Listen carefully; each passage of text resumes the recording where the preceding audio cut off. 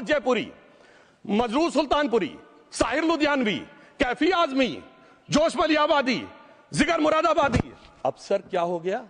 तब मुस्लिम समाज इन अदब के शाहकारों के साथ जोड़ा जाता था। आज मुस्लिम समाज का नेतृत्व किन लोगों के साथ जोड़ता है? इशरत जहां, याकूब मेनन, मुख्तार अंसारी, अतीक अहमद, दाऊद इब्राहिम। कौन जोड़ रहा है ये? तब से सर, जब से ये सेकुलर हो गया देश 1976 से और सेकुलर सियासत शुरू हुई, उसने ले जाकर इनको इस मुकाम तक पहुंचाया। और इस वक्फ बोर्ड के बिल में भी जो बात कही जा रही है सर, मुस्लिम समाज को यह समझाया गया कि तुम्हें बीजेपी वालों को तुमसे बड़ी अदावत है और कहा गया इनको बड़ी मोहब्बत है। जब यह देश आजाद हुआ, मैं उत्तर प्रदेश का रहने वाला हूं, उत्तर प्रदेश में 1931 की संसद में 8% रेट ऑफ लिटरेसी थी और सैयद मुसलमानों में 24% थी। यूपी की ब्यूरोक्रेसी में 20% थे। आज कहां चले गए सब? मैं एक लाइन में कहना चाहूंगा, ये अदावत और मोहब्बत की सियासत में ऐसे फंसे कि किसी को किसी की मोहब्बत ने मारा, किसी को किसी की अदावत ने मारा, मगर इस शराफत अली को सेकुलर सियासत ने मारा। और मैं सभापति महोदय एक और बात कहना चाहता हूं कि चलिए बोलिए। Fauzia Khan, please please, one second, mic is there. Yes, ये बोल रहे हैं मुस्लिम समाज आज का इशरत जहां और फलाना टेररिस्ट के साथ नाम जोड़ रहे हैं। ये बिल्कुल आरोप है सर, इसको एक्सपंज करना चाहिए। ये समाज के साथ अन्याय है। ये बात आपको एक्सपंज करना होगा सर, ये बात को। एक honourable member, if you would carefully go through what Sudhanshu has said, I am sure you will appreciate his spirit. Just think for a moment. He has not cast any aspersions. Sudhanshu, go ahead. Time में जवाब दूंगा और उसके बाद ये हमारा सदन माने ना माने, जो देख रहे होंगे उनके लिए कहना चाहता हूं sir, doctor APJ Abdul Kalam. One second. काहे परेशान? Vaiko ji, honourable member, Vaiko ji, oh my god, Vaiko ji,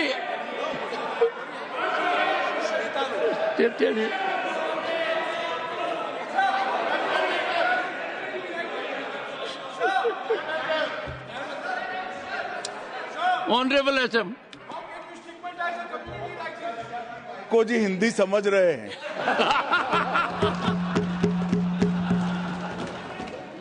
One second. Fauzia Khan, one second. First, I think, one second. Sir क्या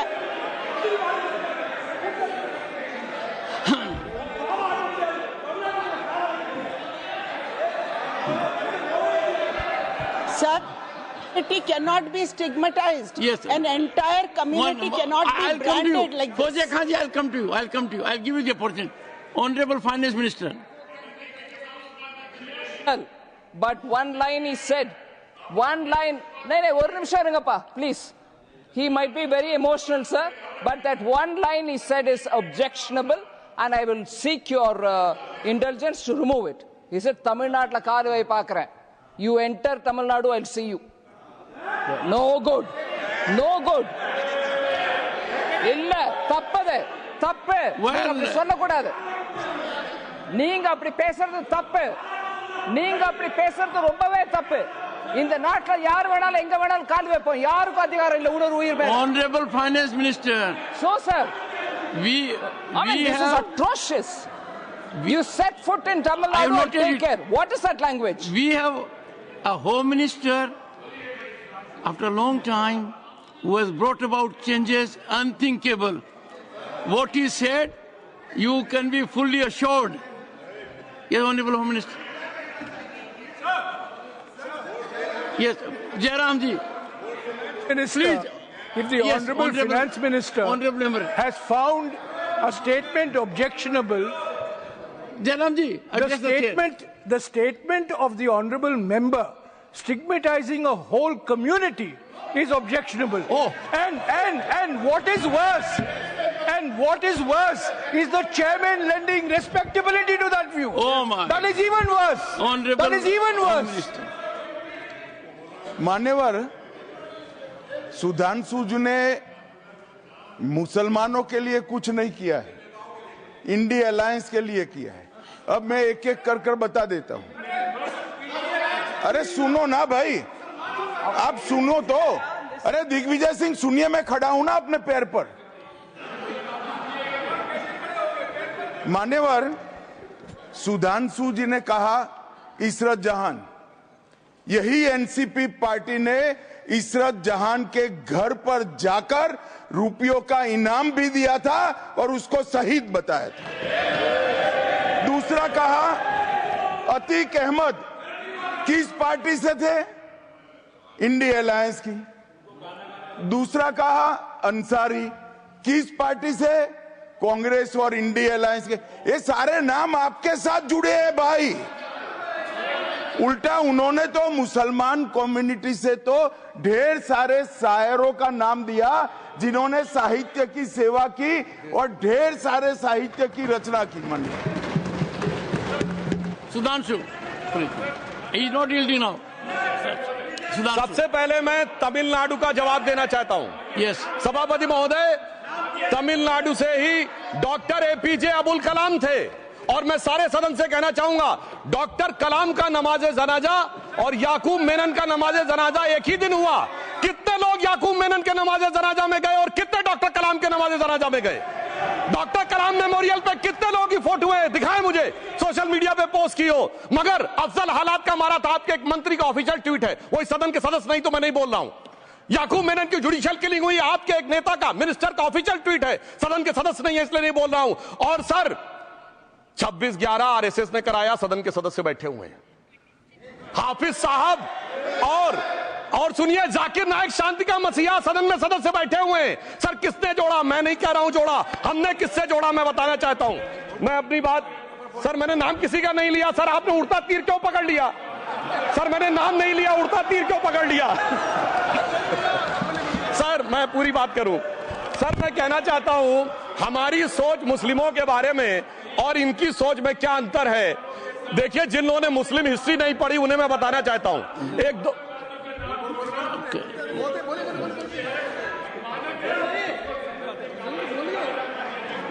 सभापति महोदय, मैं थोड़ा उन लोगों को इस्लामिक हिस्ट्री के बारे में बताना चाहता हूं। Honourable Digvijay Singh, please, no I'll give you a chance. I'll give. माननीय सदस्य, ऑनरेबल दिग्विजय सिंह जी।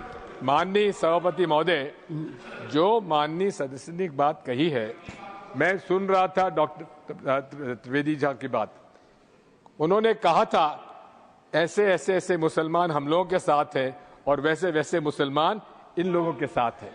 बात यह है कि आपने जिस तरह से इस पूरी बात कही है, ये घोर आपत्तिजनक है, अपमानित करती है। और जो माननीय सदस्य ने भी मेरे बारे में भी कहा है, मैं उनकी निंदा करता हूं। Honourable home minister, honourable home minister, honourable home minister, एक सेकंड। Okay, one second, your mic will be on.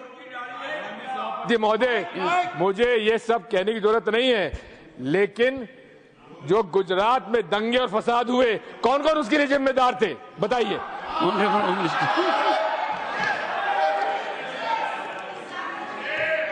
मान्यवर, मैं ध्यान से बारीकी से पूरे संवाद को सुन रहा हूं। माननीय सदस्य सुधांशु जी ने दिग्विजय सिंह का नाम नहीं दिया।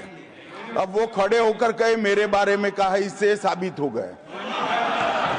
और अभी भी मौका है, अभी भी मौका है। आपने नहीं कहा है कि 26/11 के हमले में आरएसएस का हाथ था, तो अभी खड़े होकर माइक चालू कराकर बुलवा दीजिए। माननीय, और आपत्तिजनक बात है, मैंने ये बात कभी नहीं कही है, ये आप लोगों का प्रचार है। मेरी आपत्ति इस बात की थी कि सभी माननीय सदस्य ने और बात कही है कि अब हमारे तरफ ऐसे ऐसे मुसलमान थे और वैसे वैसे मुसलमान हम लोग की तरफ थे। ये पूरे समाज के साथ, पूरे अल्पसंख्यक समाज के साथ अपमानजनक बात है। और माननीय सभापति महोदय, आप बताइए, माननीय गृह मंत्री जी, आप वहां पर थे, गृह मंत्री थे जब दंगे हुए थे, तो आप लोगों का क्या रोल था, ये जन जाहिर करें। होम मिनिस्टर, इनको मेरा हुआ ऐसा है कि मैं ही दिखाई पड़ता हूं। आपकी सुनिए, अब सुनिए ना दिग्विजय सिंह, सुनिए, 1 मिनट सुनिए। दंगे शांत होने के बाद 18 महीने के बाद मैं गृह मंत्री बना, दंगा हुआ तब मैं गृह मंत्री नहीं था। सुधांशु त्रिवेदी संदर्भ में किसी का नाम नहीं लिया। अजीज बर्मी की किताब थी 2611 एंड आरएसएस कॉन्स्पिरेसी, कोई जाके चेक कर ले उसमें कौन कौन कहां कहां था। अब मैं मुसलमानों के बारे में कहना चाहता हूं, मुस्लिम समाज के लिए। बहुत से लोग ऐसे हैं जिनको मुस्लिम समाज की हिस्ट्री नहीं पता है। मैं बताना चाहता हूं, भारत से जब न्यूमेरिक सिस्टम सबसे पहले गया तो अल जहार थे सबसे पहले, जिन्होंने जाके 1793 में जो सूर्य सिद्धांत था उसका अरबी में ट्रांसलेशन हुआ सिंध हिंद। और हम बता रहे हैं हम किस तरह के मुस्लिम को साथ रखते हैं। डॉक्टर कलाम से बड़ा आलिम इस्लाम में साइंसदान नहीं हुआ, और आरिफ मोहम्मद खान साहब जो बिहार के गवर्नर हैं, उनसे बड़ा आलिम फाजिल मुसलमान आज सियासी जमात में तो नहीं होगा, ये मैं दावे के साथ कह सकता हूं। मगर मैं बताना चाहता हूं सर, उसके बाद उन्होंने एक किताब लिखी, एक सर 10th सेंचुरी के मुस्लिम राइटर थे जिन्होंने किताब लिखी, उसका नाम था the compendious book of balancing and completion according to Hindu calculation, जिसको शॉर्ट में अल जब्र कहा गया, और वहां से अलजबरा निकला। और सर उसके बाद अल ख्वारिज्म आया। और सर आज मेरे ख्याल से सदन के बहुत से लोगों को नहीं पता होगा, ये जो एल्गोरिथम वर्ड है ये अल ख्वारिज्म से आया हुआ है। एक जमाने में इस्लाम में बैतुल हिकमत था, यानी वो सबसे बड़ा हिकमत का केंद्र था, जब एक से एक लोग होते थे। बहुतों को नहीं पता होगा कि कोलंबस ने जिस नक्शे के थ्रू दुनिया ट्रेवल किया था वो बनाने वाला भी एक मुस्लिम था, अल इदरीसी। मगर सर एल्गोरिथम आज ऐसा बदला कि एआई के एज में दलगत भावना से ऊपर उठकर औरंगजेब के साथ खड़े हो गए। सर ये एल्गोरिथम किसने बदल दिया, ये मैं बताना चाहता हूं। इस पे थोड़ा सोचने की जरूरत है। इसलिए मैं कहता हूं मुस्लिम पॉलिटिक्स की सोच क्या थी, हमने किन मुसलमानों का साथ दिया है, मैं बताना चाहता हूं सर। वीर अब्दुल हमीद की शहादत की 50वीं वर्षगांठ 2015 में हुई।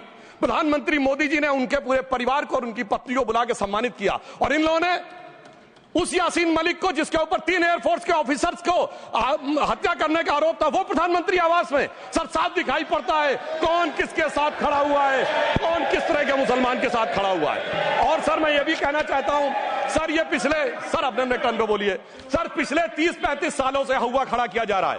1990 में जब राम मंदिर आंदोलन हुआ, कहा गया बीजेपी आएगी उत्तर प्रदेश में खा जाएगी। सर बीजेपी आने के बाद उत्तर प्रदेश में जानते क्या हुआ सर, 22 साल से शिया सुन्नी के बीच में जो दंगे चलते थे और मदे साहबा का जुलूस नहीं निकलता था, शिया समुदाय का मदे साहबा का जुलूस लखनऊ में हमारी सरकार में निकलना शुरू हुआ। और उसके बाद कहा गया केंद्र में भाजपा आएगी तो खा जाएगी। सर अटल जी की सरकार आई, इतनी शानदार स्थिति रही। उसके बाद कहा गया गुजरात में आएगी तो भाजपा खा जाएगी। सर गुजरात का मुसलमान आज सबसे समृद्ध मुसलमान है, सबसे ज्यादा जकात वहां से आता है। उसके बाद कहा गया मोदी जी की सरकार आएगी तो क्या होगा। सर मोदी जी की सरकार आने के बाद हमारे साथियों ने बताया है अल्पसंख्यक समुदाय के 70% लोग हैं जिनको किसी न किसी एक योजना का लाभ जरूर मिला है। और सर फिर कहा गया सीए आएगा तो नागरिकता छिन जाएगी। सर उसके बाद भी आपने सब देखा, और सर हम बचपन में सुनते थे कि राम मंदिर बनने लगेगा तो मिडिल ईस्ट के देश पेट्रोल देना बंद कर देंगे। सर राम मंदिर भी बन रहा है, और भारत मिडिल ईस्ट कॉरिडोर भी बन रहा है, और अबू धाबी में भी मंदिर बन रहा है, और 4 मुस्लिम देशों ने सर्वोच्च नागरिक सम्मान मोदी जी को दिया हुआ है। इसलिए मैं कहना चाहता हूं सर, मर्ज हो तो उसका इलाज किया जा सकता है। जैसे हमारे यहां वैद धनवंतर माने गए हैं, इस्लामी अकीदे में वैद हकीम लुकमान माने गए, तो कहा गया है उनके लिए कि इसमें क्या रखा है, देखे है जो तू आन के पास, बदगुमा वहम की दारू नहीं लुकमान के पास। यानी मर्ज का इलाज है, पर वहम का इलाज तो हकीम लुकमान भी नहीं कर सकते जो आपने पाल कर रखा है। मैं कहना चाहता हूं हम किन मुसलमानों की बात करते हैं। आप गंगा जमुनी तहजीब की बात करते हैं। सर दारा शिकोह औरंगजेब का बड़ा भाई था, उसने उपनिषदों का अध्ययन किया, संस्कृत में अनुवाद कराया और नाम रखा सिर्रा अकबर, यानी वर्ड्स ऑफ गॉड। मैंने किसी को दारा शिकोह की जयंती मनाते हुए नहीं देखा। मैं पूछना चाहता हूं बेगम बीबी ताज, उनके घर पे जाते किसी ने सुना? सर ये बताइए, आलम शेख इतने बड़े कृष्ण भक्त के कवि, किसी ने सुना उनके घर पे जाते हुए? मलिक मोहम्मद जायसी जिन्होंने पद्मावत लिखा, उत्तर प्रदेश के रहने वाले, उनके घर पे कोई गया?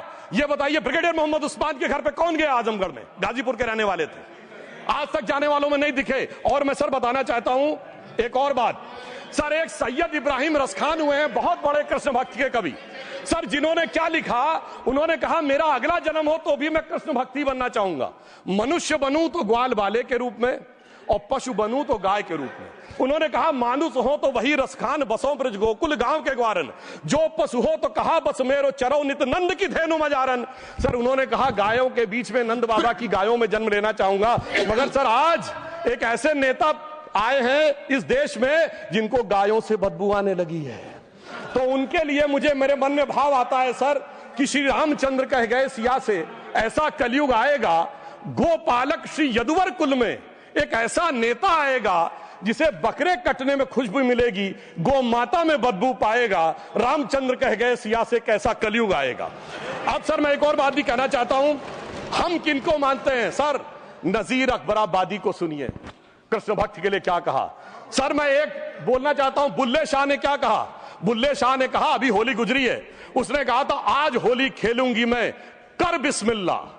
उन्होंने आगे कहा अलस्तु भी रबिकुम प्रीतम बोले, सब सखियों ने घूंघट खोले, नाम नबी की रतन चढ़ी, सुनिएगा, नाम नबी की रतन चढ़ी और बूंद पड़ी अल्लाह अल्लाह, आज होली खेलूंगी मैं कर बिस्मिल्लाह। तो मैं भी कहता हूं अब बिस्मिल्लाह करिए और उसके बाद हमारे इस सहयोग करिए, इस सकारात्मक उसका, वरना अल्हम्दुलिल्लाह जो हम मुसलमानों के लिए और देश के लिए करना चाहते हैं उसमें हमें सफलता जरूर मिलेगी। अंत में मैं सिर्फ ये कहना चाहता हूं सर, तमाम प्रकार की बातें यहां पर हुई, सकारात्मक और नकारात्मक, मगर अफसोस की बात यह है कि 1913 के वक्फ वाल औलाद से लेके 2013 के वक्फ वाल औलाद तक इनकी फितरत नहीं बढ़ती, क्योंकि सर ये तो पार्टियां ही अल औलाद हैं, तो इनको तो उससे बहुत ज्यादा वो होगी।